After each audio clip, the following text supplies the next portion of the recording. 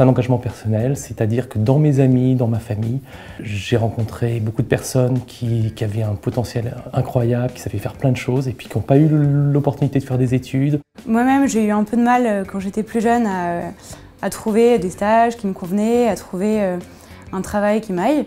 Et je trouve que c'est pas quelque chose qu'on nous apprend à la fac ou en école de commerce. Ça a vraiment un vrai impact positif sur leur vie. Ça les permet d'éviter des erreurs que moi j'ai faites.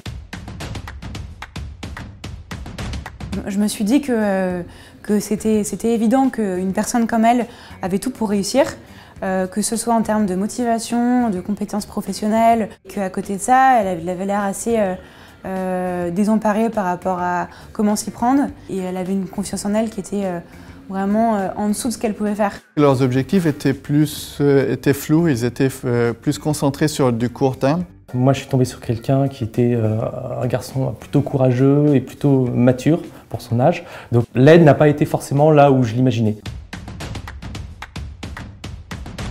Ils n'étaient pas prêts pour mener des entretiens avec des grandes entreprises, avec des grandes sociétés. On a effectué des simulations d'entretien où j'ai demandé qu'ils viennent habillés en costume, en tenue professionnelle. Comme dit article 1, on est là pour révéler le mentorat à lui-même. Donc on essaye de lui poser des questions et qu'il réfléchisse par lui-même et qu'il trouve les réponses par lui-même. Par exemple pour son CV, elle essayait de tout mettre en fait, ce qui n'était pas forcément utile et elle n'insistait pas forcément sur les bons points.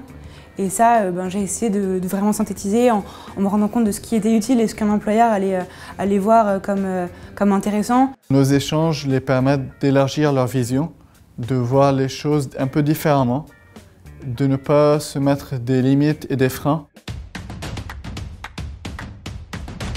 Du point de vue professionnel, ça apprend à être pédagogue.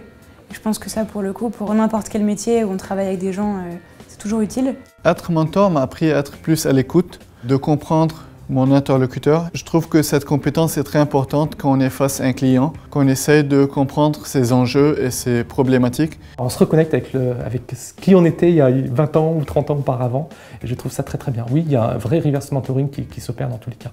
C'est forcément enrichissant. Et d'un point de vue personnel, je pense que c'est toujours très agréable quand on fait quelque chose de se sentir utile. Donc on le fait toujours un peu pour soi et ça c'est toujours agréable.